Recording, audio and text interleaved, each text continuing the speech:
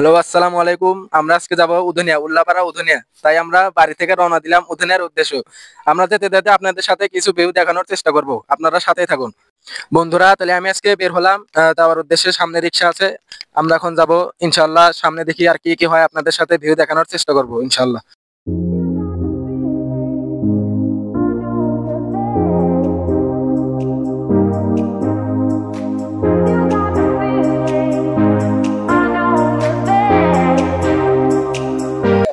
শুভ দর্শক মন্ডলী, এখন আমাদের সিরাজগঞ্জ উপজেলার উধুলিয়া শিশু পার্কে আমরা দেখে উধুলিয়া গ্রাম।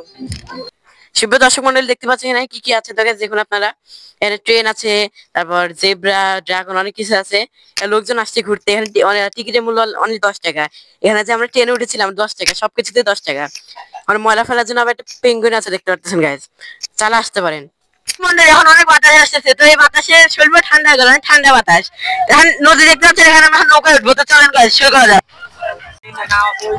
দর্শক মন্ডলী, এখন আমরা ওকে জিজ্ঞেস করি, এই বাচ্চাটার নাম কি? এই যে বাচ্চাটার নাম কি? নাম মোহাম্মদ সাব্বানুল হাসান। তোমার অনুভূতিটা কেমন শেয়ার করো? আর তোমার কেমন লাগতেছে এটা বলো। আমার অনেক ভালো লাগতেছে। কেন? বানো এলাকায় নৌকায় উঠবো।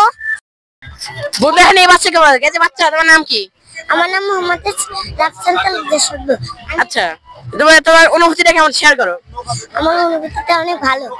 কেমন কেন ভালো লাগতেছে? কেন লাগতেছে? আমার অনেক ভালো লাগতেছে, কেন এখানে আমি উল্লাপাড়া জেলার মধ্যে একমাত্র দুনিয়াতে এসেছি। বন্ধু, এই লোকে জিজ্ঞেস আঙ্কেল, আপনার অনুভূতিটা কেমন শেয়ার করেন? এখানে উদুনিয়া উল্লাপাড়া সিরাজগঞ্জ, এখানে আসছি প্রথম কোলাপান্না ঘুরতে আসছি, দেখি ভালো লাগতেছে আর কি। এখন একটু পরে নৌকায় উঠবো। ধন্যবাদ আঙ্কেল আপনার ইয়ার জন্য। বন্ধুরা, আমরা এখন নৌকার উপরে আছি। নৌকার উপরে থেকে একজনের থেকে ইন্টারভিউ দেবো, তার কেমন অনুভূতি এবং সে প্রথমে আসছে কিনা সেটা জানার জন্য এই কারণে একটু ভিডিও করছিলাম। এখানে উদুনিয়া উল্লাপাড়া সিরাজগঞ্জ প্রথম আসলাম এবং পরিবার নিয়ে ঘুরতে আসলাম। এখানে পরিবেশটা অনেক সুন্দর, চারপাশে পানি আর পানি। নৌকা নিয়ে ঘুরতে ঘুরতে অনেক দূর পর্যন্ত চলে আসলাম।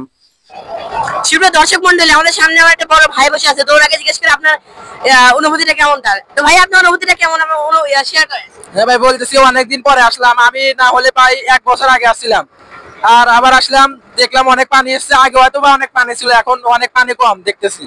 আবার তার দিকে দেখা যায় অনেক কচুরি পানা ছিল, এখন অনেক কমে গেছে।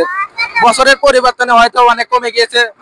তাই আর কি বলবো, এইটুকুই বলার ছিল। আর দেখি নৌকা থেকে যাওয়ার পর দেখি কি খাওয়া দাওয়া করা যায়, সেটাও আপনাদের সামনে উপস্থাপন করবো ইনশাল্লাহ। আর আপনারা কারা কারা এসেছেন অবশ্যই কমেন্ট করে জানাবেন, যারা গিয়েছেন। আমি অবশ্যই আপলোডটি দেবো ফেসবুকে এবং ইউটিউবে, আপনারা দেখবেন অবশ্যই।